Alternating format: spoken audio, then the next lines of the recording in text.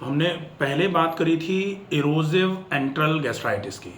इरोजिव enteral gastritis का जब topic आया तो कुछ लोग बोले कि नॉन इरोजिव गैस्ट्राइटिस के बारे में भी पूरा डिटेल में बताया जाए, ये क्या होती है, कैसे होती है और इसका ट्रीटमेंट किस तरीके से कराया जा सकता है। आज हम बात करेंगे नॉन इरोजिव एंट्रल गैस्ट्राइटिस के विषय में। पेशेंट हैं एक जिनको पहले हिस्ट्री में अल्सरेटिव कोलाइटिस भी रही हुई है, जो लगभग 1.5 साल के आसपास फॉलोअप करके वो प्रॉब्लम इनकी बिल्कुल क्लियर है, रिपोर्ट्स करा चुके हैं, नॉर्मल आ रहा है सारा, कोई दिक्कत नहीं है। लेकिन ट्रिगरिंग फैक्टर्स जो रहते हैं वो कुछ खाने पीने में थोड़ी सी दोबारा से गड़बड़ी हुई। जो ये बात जो लोग बार बार करके पूछते हैं ना कि भाई हम ठीक हो जाएंगे, उसके बाद क्या हम उल्टा सीधा तो नहीं, लेकिन मिर्च मसाले खा सकते हैं क्या हम बाहर का खाना खा सकते हैं। तो आपके सामने प्रत्यक्ष एग्जाम्पल के रूप में बैठे हुए हैं कि अल्सरेटिव कोलाइटिस जैसी बीमारी जिसको ठीक करना या जो ठीक हो जाए ये कहना भी बहुत मुश्किल होता है। ठीक है बिल्कुल, लेकिन परहेज टूटा और एक और समस्या जो डाइजेस्टिव ट्रैक्ट की ही है, जिसको एंडोस्कोपी से क्लियर कराया गया। तो एंडोस्कोपी में आया नॉन इरोजिव एंट्रल गैस्ट्राइटिस। तो नॉन इरोजिव एंट्रल गैस्ट्राइटिस नहीं, ठीक है, नॉन इरोजिव एंट्रल गैस्ट्राइटिस, इसका मतलब नॉन इरोजिव के मतलब से हम समझ रहे हैं कि इरोजन्स जहां नहीं हैं लेकिन स्टमक के एंट्रल हिस्से में इन्फ्लेमेशन है। तो बिना इरोजन्स के अगर इन्फ्लेमेशन है और H. पायलोरी नेगेटिव, क्योंकि बेस्ड ऑन इरोजन्स दो तरीके की हो सकती है, एक तो इरोजिव एक नॉन इरोजिव, लेकिन इरोजिव और नॉन इरोजिव दोनों में ही दोनों फैक्टर्स हो सकते हैं, H. पायलोरी है या H. पायलोरी नहीं है। तो ये नॉन इरोजिव भी है और H. पायलोरी नेगेटिव भी है, फिर भी जिनको ये प्रॉब्लम है वो बहुत परेशानी में है। तो जिन लोगों को इरोजन्स के साथ गैस्ट्राइटिस है या जिन लोगों को ये नॉन इरोजिव गैस्ट्राइटिस के साथ H. पायलोरी भी इन्फेक्शन करके बैठा हुआ है, ऐसे लोगों को अगर ऐसा लगता है कि H. पायलोरी को ख़त्म कर लिया तो सब कुछ ख़त्म हो जाता है, उनको यहाँ से सीख लेनी पड़ेगी कि यहाँ H. पायलोरी भी नहीं है और इरोजन्स भी नहीं है, लेकिन प्रॉब्लम काफ़ी है थी। ट्रीटमेंट लेने के बाद धीरे धीरे करके आराम हो रहा है और अगर प्रॉपर तरीके से पूरा फॉलोअप हो जाएगा तो निश्चित ही ये समस्या 100% क्लियर भी हो जाएगी। ठीक है, अब अपन देखेंगे कि नॉन इरोजिव एंट्रल गैस्ट्राइटिस के साथ में स्मॉल हाइटल हर्निया भी है। ठीक है, साथ में रिफ्लक्स इसोफेजाइटिस ग्रेड ए, जिसको LA क्लासिफिकेशन, जिसको लॉस एंजलिस क्लासिफिकेशन बोला जाता है, इसको ये भी है। अब जो D2 में जो अपने ये तो जो बायोप्सी कराई है इसमें कुछ आया नहीं है, ये जो बोल रहे नॉर्मल रहा। D2 फोल्ड्स, D2 फोल्ड मतलब हो गया डिओडेनम का जो दूसरे नंबर का फोल्ड है, ये वाला जो फोल्ड है, हाँ, वो उसमें कुछ है नहीं, वो ठीक है। अब ये ज़रूर समझना पड़ेगा कि अगर ये गैस्ट्राइटिस हाइटल हर्निया के साथ है जिसमें रिफ्लक्स इसोफेजाइटिस भी आ रही है, रिफ्लक्स इसोफेजाइटिस का मतलब होता है कि गैस्ट्रिक कंटेंट्स ऊपर की तरफ रिफ्लक्स हो करके आहार नाल को भी इन्फ्लेम्ड कर देते हैं। जिन लोगों को सीने में भारीपन रहता है, जिन लोगों को सीने में जलन रहती है, जिन लोगों को हार्ट बर्न्स की समस्या रहती है, जिन लोगों को खाना ऊपर की तरफ आ रहा होता है, खाना नहीं तो एसिड अकेला रिफ्लक्स होकर ऊपर की तरफ आ रहा होता है, उनके लिए एक रीज़न होता है कि कहीं ना कहीं जो लोअर एसोफेजियल स्फिंक्टर है वो वीक हो गया है। उसके वीक होने के भी कई रीजंस होते हैं, यहाँ हम आज उस कंडीशन पे नहीं जाएंगे क्योंकि लैक्स एलियस के होने के तो बहुत सारे रीज़न हैं, जिसमें एक गैस्ट्राइटिस भी होता है। तो यहाँ तो लैक्स एलियस जो है वो गैस्ट्राइटिस की वजह से है, जो नॉन इरोजिव एंट्रल गैस्ट्राइटिस है, इसको ठीक करने का प्रयास करना है। हमने जो सिम्टम्स हैं वो समझ लिए। जी हाँ, सिम्टम्स तो पेशेंट्स को खुद ही पता होते हैं कि सिम्टम्स क्या हैं, लेकिन फिर भी हमारी बीमारी के ये सिम्टम्स हैं, हमको महसूस हो रहे हैं कि ये हमें लक्षण आ रहे हैं, तो हमारी बीमारी क्या है इसको कंफर्म करने के लिए सिम्टम्स हम नोट कर लें एक बार। तो सिम्टम्स में पेट में भारीपन रहना। पेट में भारीपन क्यों रहना? क्योंकि गैस्ट्राइटिस ही है, गैस्टर में आइटिस है, मतलब आमाशय में इन्फ्लेमेशन है। और आमाशय में जब खाना जाएगा तो इन्फ्लेमेशन की वजह से खाना पचेगा नहीं, और खाना अगर पचा नहीं, ये एक बड़ी समस्या है आज। चेस्ट भी भारी रहता है। चेस्ट भारी क्यों रहेगा?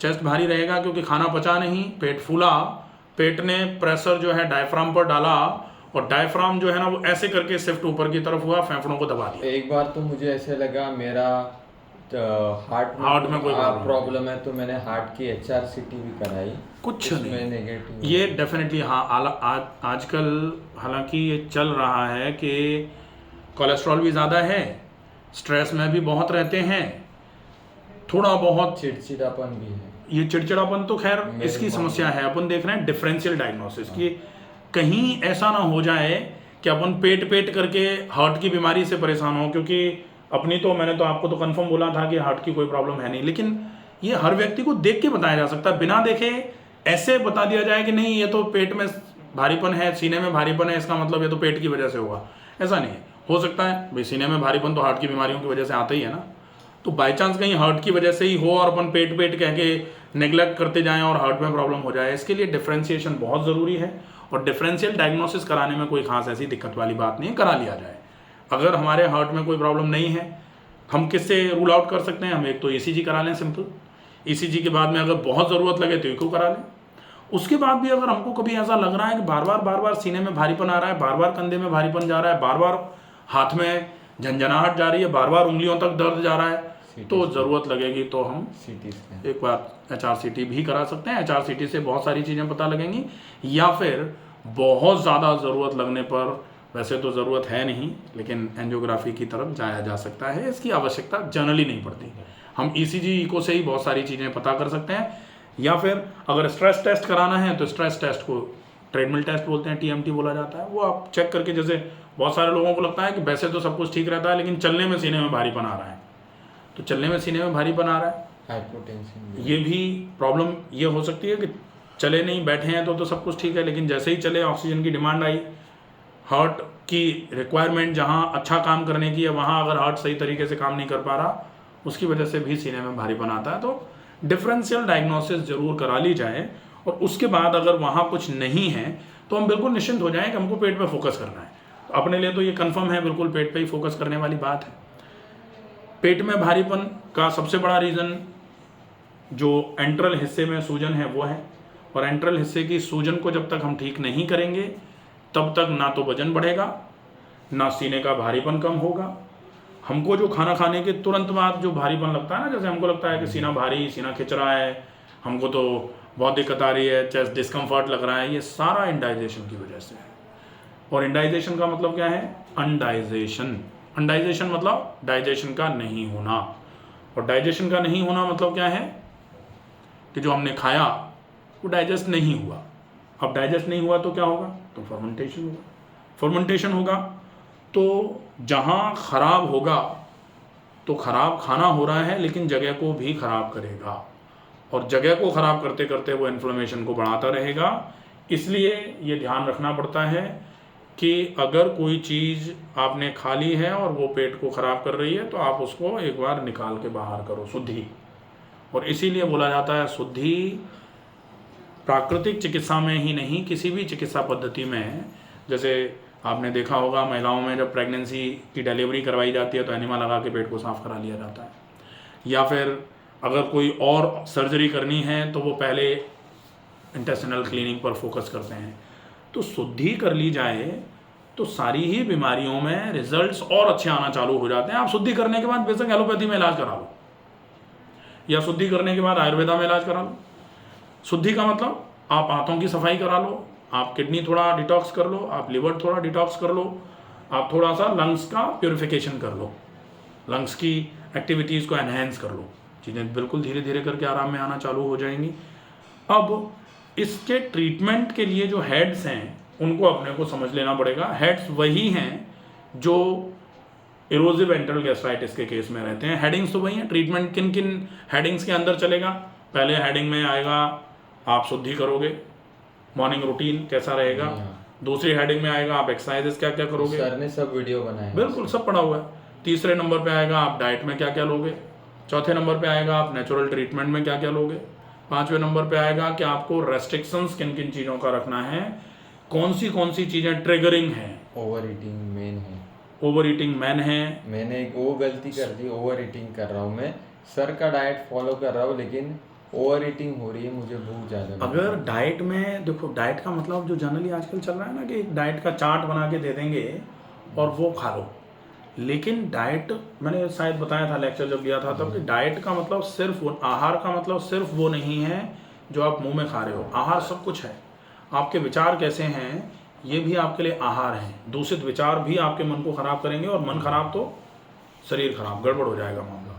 तो सर मैंने ये डाइट ऐसे बनाया है, मतलब पर्सनलाइज। एक बार जनता को आप दिखा सकते हैं जो ये देख तो लेंगे, लेकिन इसमें इसका फोटो डाल दूंगा मैं। हाँ सर। ये जो मेरे डाइट का body- प्लान है body सवेरे पे से सूट लेके हो रहा शाम तक, वो किस तरीके से कितनी मात्रा में क्या खाया जाए, ये पूरा प्लान है। इसमें क्या होगा, ये थोड़ा पर्सन टू पर्सन डिफरेंट हो सकता है Weight। कि किसको क्या सेट हो रहा है, कितनी मात्रा में सूट कर रहा है, कौन से समय पे कौन सी चीज़ सूट कर रही है। ये थोड़ा बहुत डिफरेंशिएशन आ सकता है। वीडियो में ये साइड में आप अटैच कर वो दीजिए। हाँ, अटैच हो कर जाएगा ये। तो इसको अपने को ये भी ध्यान रखने की ज़रूरत पड़ेगी कि आप ये, जैसे इन्होंने पूरे डाइट प्लान में से चीज़ें निकाल करके कि हमको ये चीज़ें सूट कर रही हैं, इतनी मात्रा में लेते हैं तो सब ठीक रहता है, मात्रा बढ़ा देते हैं तो गड़बड़ हो जाता है। इस समय तक ले लेते हैं तो ठीक रहता है, डिले हो जाता है तो गड़बड़ हो जाती है। मात्रा की गड़बड़ कर देती है, टाइमिंग की गड़बड़ कर देती और है, ये जो तरीका खाने का जो है वो गड़बड़ हो जाता है। जो मिक्सचर है वो उसका भी ऐसा, जितना थिकनेस है अपना जो फूड का वो उसका ये भी वो मिले। जो सॉलिडिफिकेशन है पेस्ट फॉर्म में जो बनाना है, पेस्ट फॉर्म का ऐसा रहेगा कि आपको कोई भी चीज़ उस तरीके से बनानी है कि वो पानी में पूरे तरीके से गल जाए। और वो कब पॉसिबल है, ये तो मैं हमेशा बताता रहता हूँ कि कुकर में बनाया हुआ जो है ना, वो कुकर का मतलब कुकर नहीं है। कुकर को पूरा नाम कुकर का है प्रेशर कुकर। तो अगर प्रेशर कुकर जब पूरा नाम है तो चीज़ें प्रेशर में पकती हैं, तो प्रेशर में पकती नहीं है, प्रेशर में फूटती हैं। तो फूटना और पकना दो अलग अलग बातें हैं। तो अगर पकेगा ही नहीं कोई चीज़ तो पचेगी भी नहीं, ये कंफर्म है। ये सबसे बेस्ट ऐसा तरीका है सर, कढ़ाई में बिल्कुल डाल के। वो जो कुकिंग प्रोसेसेस हैं वो बताए जा सकते हैं। नेक्स्ट जब भी कभी रहेगा तो कुकिंग का एक बार वीडियो बनवा दिया जाएगा कि किस तरीके से अपने को कौन सी चीज़ें बनानी है। ठीक है। अब अपना जो बेसिक फोकस है वो ये है कि हम सही तरीके से डाइट लें, जी। सही तरीके से एक्सरसाइजेस करें। एक्सरसाइजेज में कुछ फिजिकल एक्टिविटी आवश्यक होती है, क्योंकि फिजिकल एक्टिविटी से ही डाइजेशन इम्प्रूव होगा। अगर हम चाहें कि खाने से डाइजेशन इम्प्रूव कर लें तो दो ही हेडिंग्स होती हैं। पाचन तंत्र को मजबूत बनाने के लिए दो चीज़ों की आवश्यकता है। एक तो जब तक मजबूत नहीं बन रहा है तब तक आप हल्का और जल्दी पचने वाला खाना खाओ ताकि पाचन तंत्र पर लोड ना पड़े। ठीक है। तो हल्का खाना पाचन तंत्र को मजबूत बनाने में सहायक है, बना नहीं रहा है। वो बनाएगा कौन? पाचन तंत्र को मजबूत बनाएगा उसको व्यायाम करके उस पर न्यूट्रिशन पहुंचाना। तो हम खा रहे हैं वो हमारे आमाशय में जा रहा है, वो हमारी आंत में जा रहा है, लेकिन आंत को और आमाशय को उससे न्यूट्रिशन तब मिलेगा जब वो डाइजेस्ट होकर के ब्लड के साथ, आर्टीरियल सप्लाई के साथ वहां तक पहुंचेगा। ये दो अलग अलग बातें हैं। इन दोनों बातों में थोड़ा डिफरेंस है, इसको समझना पड़ेगा कि आपके जैसे किडनी में खून गया फिल्टर होने के लिए, लेकिन उसी खून से किडनी को सप्लाई भी मिलती है, तो वो एक अलग बात है। लेकिन यहाँ ऐसा नहीं है कि आपका खाना आपने खाया और वो आपके पेट में पड़ा हुआ है और पेट में पड़ा पड़ा आपके शरीर को ऊर्जा दे देगा, नहीं देगा।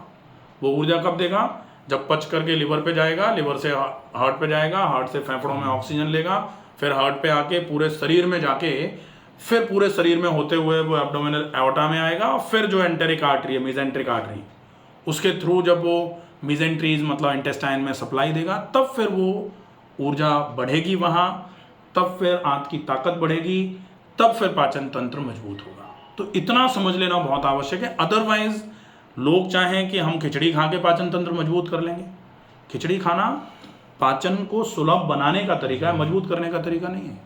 तो पाचन तंत्र मजबूत तो नियमित व्यायाम से होगा। जब तक व्यायाम नहीं होगा पाचन तंत्र मजबूत नहीं होगा। तो ये दोनों चीज़ें बहुत गौर से समझ ली जाएं। अगर कोई ये कहे कि पाचन तंत्र को मजबूत करने के लिए हम कोई चूरन दे देते हैं, पाचन तंत्र को मजबूत, तो चूरन तो आजकल लोग कहाँ चूरन नहीं खा रहे हैं। लोग भूख बढ़ाने के लिए चूरन खा रहे हैं, लोग पचाने के लिए चूरन खा रहे हैं, लोग कॉन्स्टिपेशन रिलीवर के रूप में चूरन खा रहे हैं, निकालने के लिए भी। एलोपैथी भी खाते तो हर हाँ चूरन मतलब कोई भी चीज़, चूरन, चटनी, एलोपैथी, सिरप्स, मैं तो सारी चीज़ों को बोलता हूँ। मतलब ऐसा नहीं कि भाई अपन कोई अलग चीज़ कह रहे हैं। अगर आप कोई भी चीज़ एक्सटर्नली ले रहे हो तो एक्सटर्नल ट्रीटमेंट्स, वेदर जो कुछ भी है, कुछ भी, they only treat symptom not disease. वो केवल सिम्टोमेटिक रिलीफ कराते हैं, वो बीमारी का परमानेंट इलाज नहीं है, क्योर नहीं कर सकते। क्योर करेगी आपकी पूरी जीवन शैली।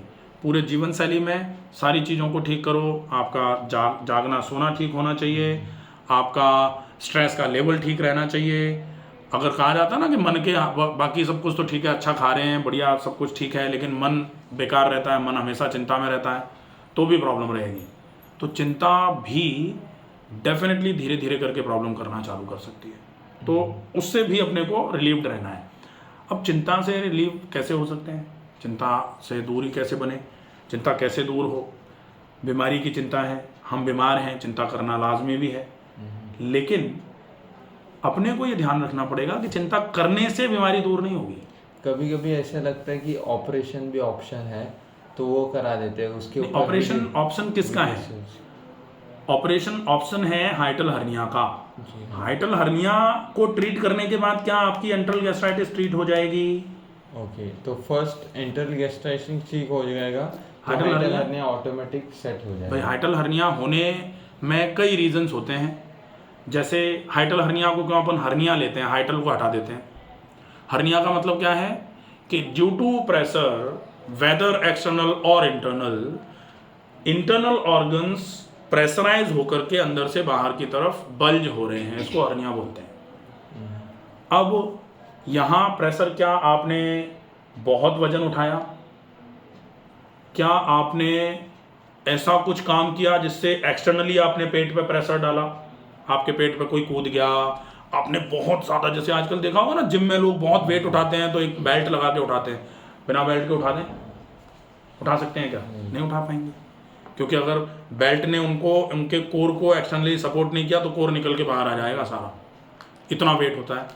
तो पहले के समय में ऐसा होता था कि बोरा उठा रहे हैं 100 किलो का, सरसों का, गेहूं का। आजकल इतना काम कहाँ है, 2 किलो, 5 किलो, 8 किलो वजन उठा रहे हैं। उससे एक्सटर्नल प्रेशर अब कारण नहीं है, अब है इंटरनल प्रेशर कारण। इंटरनल प्रेशर मतलब तेज गैस बन रही है। अब गैस बन रही है लेकिन रिलीज भी नहीं हो रही। अब रिलीज नहीं हो रही तो रिलीज करने के लिए जोर लगाया जा रहा है। अब जोर लग के गैस पास हो रही है, इससे भी प्रेशर बन रहा है इंटरनली। वो इंटरनल प्रेशर आपके कहीं भी हर्निया करा सकता है, लेकिन आपके स्टमक में प्रॉब्लम है, इसलिए स्टमक से चीज़ें ऊपर की तरफ जाएंगी, नीचे नहीं जाएंगी। तो स्टमक से ऊपर की तरफ जाएंगी तो हाइटल हर्निया होगा। तो हाइटल हर्निया का एक बड़ा कारण जो है वो एंट्रल गैस्ट्राइटिस या गैस्ट्राइटिस, मानो इसको एंट्रल क्यों बोलें, क्योंकि गैस्ट्राइटिस तो फंडल भी हो सकती है, कॉर्पोरल भी हो सकती है, एंट्रल भी हो सकती है, डिफ्यूज भी हो सकती है, पैन गैस्ट्राइटिस भी हो सकती है। सारे गैस्ट्राइटिस हैं, तो कोई भी कारण हो सकता है। सर लेकिन ये स्टार्ट हुआ था मेरे आते ये हुई, मुझे अल्सरेटिव कोलाइटिस था, तो आपकी वीडियो वगैरह देख के मैंने सब वो ठीक कराया। और एक बार बस मसाज करने गया था मैं भी, वो जो रहते हैं ना बॉडी मसाज, उसमें हाथ का वगैरह किया, उसमें पेट पे थोड़ा उन्होंने मसाज किया था। फिर उसके बाद ये मतलब वो सीना भरने लग गया। फिर बाद में मेरे जो ये है फूड पाइप है उसमें जलन होने लगी, और फिर ये ट्रिगरिंग फैक्टर हो गया। वो जो है ना मसाज एक तरीके से क्या बन रहा है, एक बहाना मिल रहा है कि मसाज फ्रंट लाइन में आ गई।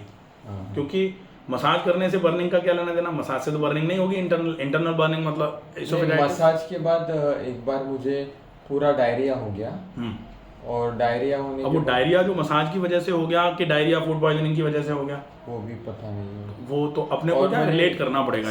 स्टेल फूड भी खाया था एक दिन, मतलब अपन शॉप हनी वाटर रहता है वो एक दिन पूरा, मतलब उसमें अपने को ये देखना पड़ेगा कि आप उस दिन आपने और क्या क्या किया? जी हाँ। जैसे 2-3 कभी कभी चीज़ें ऐसा हुई। होता है कि हम अपना पर्स लेके जा रहे थे और 20 लोग मिले हमको रास्ते में, लेकिन हमने देखा 3 को ही, हमने बाकी 17 पे नज़र ही नहीं घुमाई, तो हमको 3 पे ही संदेह होगा क्या वो 3 लोग तो थे बगल में, लेकिन क्या उन 3 में से ही पर्स चोरी हुआ होगा क्या? ज़रूरी नहीं है। मेरे तो 20 थे ना, 20 में से कोई किसी ने भी ले लिया हो। अब माना कि मान लो उन 3 में से ही लिया हो किसी ने, वो एक अलग बात होती है, लेकिन अकेले रीज़न वो नहीं हो सकते, रीज़न तो बहुत कुछ होते हैं। तो वो तो अपने को समझ में आना चाहिए पूरा, जब तक नहीं आएगा तब तक नहीं बैठेगी बस। हाँ सर।